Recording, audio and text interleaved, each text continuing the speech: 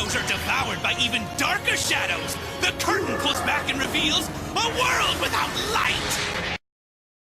What's going on, YouTube? This is TR Bailey and Yu-Gi-Oh! Overdrive here, and we are going to go over the top 10 most broken spell cards of all time. This was the very hardest list for us to come up with because Konami has introduced so many broken spells over the years that we can't even count. And not to mention, just think about the versatility that spells are actually spells. Oh god, they don't even have to have an archetype built around them. Spells are just spells. And let's just get into this list. The first card being number 10 card will just tell you how hard it was because it's at number 10. And when you see number 9, you guys might just turn this video off, but I hope not, because keep watching it. There's a reason. Yeah, there's reasons behind everything we did. But number 10 would have to be Monster Reborn, who just met its end in this last format. Hopefully forever, because every time it gets banned, it comes back. I don't know why. That's how many formats that it went from banned to limited to banned to limited? I don't know, but it just should say we should just kill the Reborn. I'm tired of people sacking it off the top. It's done. We're done with the Reborn. And Monster Reborn, it's not even a +1, but it's so broken. He's salty because he lost to it at a YCS. I'm salty because I've lost to a lot of things at a YCS, okay? He lost to it on the bubble at a YCS, sorry. Yeah, many times. Alright, well, Monster Reborn, a lot of people just know that card's broken, but we'll go to number 9, and... Why is it at number 9? You'll be asking yourself this the whole time. RAIGEKI. RAIGEKI is the most broken monster removal card in the history of Yu-Gi-Oh! And it's at number 9. That just goes to show you what the rest of this list is like. But the reason why RAIGEKI is at number 9 is because it's the most broken monster removal card in the history of the game. As we know, monsters are some of the most important, are the most important for inflicting damage, but the least important in gameplay. Keep that in mind, as monsters are not spells or traps that can be activated at any time. So with RAIGEKI being in there, that's the reason why it went to number 9, is literally just because it is a monster removal card. I don't think we have a single quick play spell on here, though. I think they're all just basic spells. No, we have a couple on there, but let's not give those away just yet. Okay. So number 8 was a draw because the two cards that we have on here essentially do the exact same thing. And that's Change of Heart and Brain Control. Obviously Change of Heart's better as it takes set cards as well, whereas Brain Control can only take face up and you pay life points. But they are the same card, essentially. They do the same thing, and that's why they had to get hit. They'll never come back. Change of Heart can never ever come back to 1, and if it does, then I might just, quit. I don't know, I could play through Change of Heart. I don't want to play through my number 1 ever again. But let's... Ever again. Ever again. Let's go to number 7. Harpie's Feather Duster, Heavy Storm, and Giant TRUNADE. Okay, this is how hard the list is. We had to combine these to 3. It's all back row removal. It's all the same thing. It's all the same concept. TRUNADE's more broken than both Feather Duster and Storm, but... Can you imagine that now with Vanity's Emptiness? Alright, I'll send my Vanity's Emptiness back to my hand and activate it next turn and be able to do all of my pushing I want to do right now. So let's take a second to just talk about TRUNADE by itself. Do you remember the Fish OTK format? Gold Sark for TRUNADE, wait, 2 turns, dead? Heavy Storm and Dust Tornado are the same card, because obviously you don't intentionally heavy your own cards. So they serve the same exact purpose, and they're just not fair. Obviously it's not the same card. I'd much rather deal with Heavy Storm than Harpie's Feather Duster, as waiting is a real thing. But that's just the reality of the situation. Heavy Storm and the Feather Duster serve the same purpose. It's a bit of a stretch, but you could almost say that TRUNADE would be the better of these 3, just because it gives you back, although it gives your opponent back all of their outs, it also gives you back all of your setups. So if you have Royal Offset or you have Vanity's Emptiness out now in this format, you could get those all back and do all of the plays that you want to do this turn, and then set up to beat your opponent next turn, and that gets rid of all of your opponent's set traps. So they have to wait turn to respond to anything you do anyway. And just remember, it's really hard to stop spells in general. Let's go to number 6. Forceful Sentry, Confiscation, Delinquent Duo. They're all pretty much the same cards. Obviously the Forceful Sentry and Confiscation are better. But basically the reason why I put them on the list here is because you get to look at... Delinquent you don't get to look. But you get to get to interfere with your opponent's hand. They don't even get an opportunity to play these cards. They're just gone. They just go away. They don't get an opportunity to use them. That's why they're here, and they will always remain banned, because the fact that it punishes you for drawing a card off the top for turn. Yep, I never got to see play with these cards. They've been banned for longer than I've been playing the game, so that'll probably be a not so much a bold statement as a true statement, as they will probably be banned for the remainder of this game. But jumping from number 6 to 5, we have Card of Safe Return. Can you imagine with a format having Monster Reborn and triple Call of the Haunted, as well as monster effects from the art to bring this out? You would have infinite draw power, and decks could just like splash in Exodia for lulz and still win with it with this card in their deck. Can you imagine dragons with that? You get a special monster from your graveyard and draw a card. Huh. I wonder how that goes. You go automatic +4. So good. With that being said, Card of Safe Return is probably the most broken card in the traditional format. Well, one of. Card of Safe Return can never come back. It was so good in Zombies. Destiny Hero Disc Commander. There's a variety of ways. Card of Safe Return can never come back just because of the concept of what it is. Number 4 is another one of those. Our top 5 are all just cards that are just... They just defy logic. Number 4, Dimension Fusion. It's a normal spell card version of Return from the Different Dimension. This card used to be played with Democ to infinitely return it.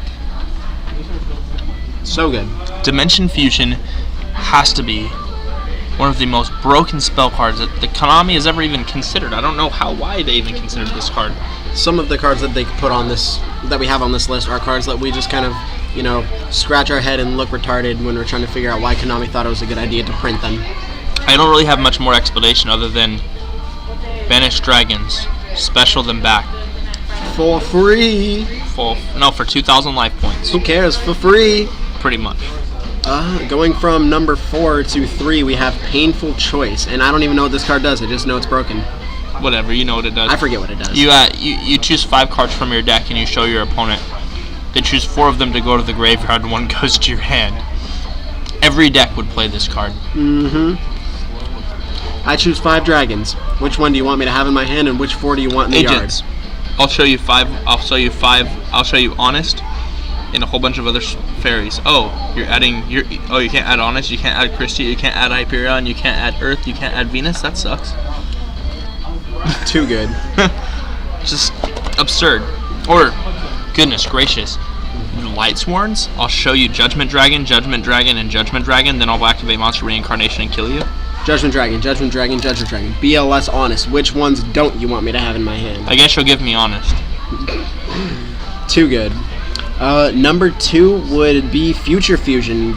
Almost all of the current Yu-Gi-Oh players got to see a few formats in Chaos Dragons with Future Fusion, and the whole Eclipse Wyvern, send Dark Flares and Light Pulsars to the yard to have infinite pluses.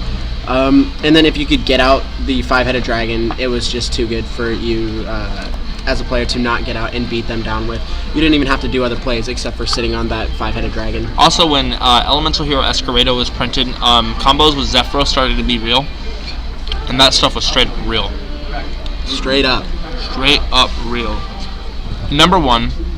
This took a lot of thought. Not really. And it was really hard to determine if this would be the number 1, because this card does generate the infinite pluses but this is the only real archetype-based card that we put on our top 10, and that would be, what is it? Number 1, Spellbook of Judgment Day, and the only quick play spell to make the list. That's right. Spellbook of Judgment Day is the most absurd, retarded concept that we have ever seen in the game. You activate spells which you can't stop, and you search for an infinite number of spells, and to top it off, you get to special summon a card that says your opponent can't special summon monsters from your deck. What? That format was dumb. That was right when I was trying to come back into the format, and I didn't even want to play dragons when I knew that they could lose to a first turn Spellbook of Judgment. Honestly, this was the card that made winning the die roll so essential last format. Winning the die roll always is good for you, but this card made it so that your opponent couldn't do jack anything. This was almost like activating a better Shockmaster. So your opponent couldn't special, they couldn't do anything to remove it because you would just protect your guys with Wisdom. It just generated so many pluses for you. The only real out to a play like that is to heavy and have Reactant in your hand playing dragons. And that's it. There really wasn't another out. And that's just the truth. And to our honorable mentions, we have Infernity Launcher, another archetype-based card that we couldn't find room for. But it's so broken. Absolutely. Cold Wave, which if you ever played in the format, you would just auto scoop to that card. Caliber Cat was annoying. Limiter Removal. Scoop, dupe, troop, Win. game. Another card we put on Snatch Steal. We were thinking about putting Snatch Steal up with Brain Control and Change of Heart, but the fact that you could beat Snatch Steal just with Dust Tornado, Dust Tornado, MST, anything that got rid of it really quick, it didn't really do much. So it was easy. You would stop it really easily. Whereas Brain Control and Change of Heart, you couldn't do that. Pot of Greed. Pot of Greed was a card that we all know is broken, and the thing is that Pot of Greed is a +1 only. It's a +1, and it's great, and it's broken, but I'm not going to put Pot of Greed in the top 10 because we all know that it's broken, okay? I thought that it would be up there. So When we first did this list, we were like, Pot of Greed obviously has to be in the top 3. It's a free +1. But when you think about it, all of these cards do so much more than just give the player a draw 2 off the top.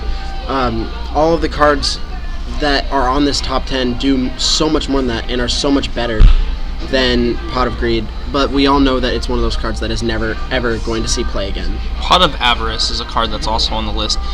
During the plant format, when this card was at 3, it just was not fair with Tengu, and there's no other way of describing it. It just wasn't fair. Like your opponent, like it's just one of those things where your opponent plays it and you cry a little bit inside. It's just. And the next one is Gateway of the Six Samurai. Samurai sucked forever. For the last like 4 formats, they've been awful, but if you open it, sometimes you just auto win games. And with that being said, like obviously Gateway had to be an honorable mention. And another card that didn't get an honorable mention that I'll just mention now is Graceful Charity, and yes, that was on purpose. Graceful Charity until Dark Worlds came out was just a really, really good card. Graceful Charity plus DMOC would just give you all of the outs that you would possibly need. There's so many cards in here that I had the good fortune of never really having to play against, but obviously our number 1 and 2, I got to receive the better end of a beating through those cards. Definitely. And we appreciate you guys watching our video, and I hope you guys liked it. What do you think are the top 10 spell cards? Go ahead and leave that in a comment below and let us know how you feel. That's TR Bailey and Brandon Collins signing out. See you guys.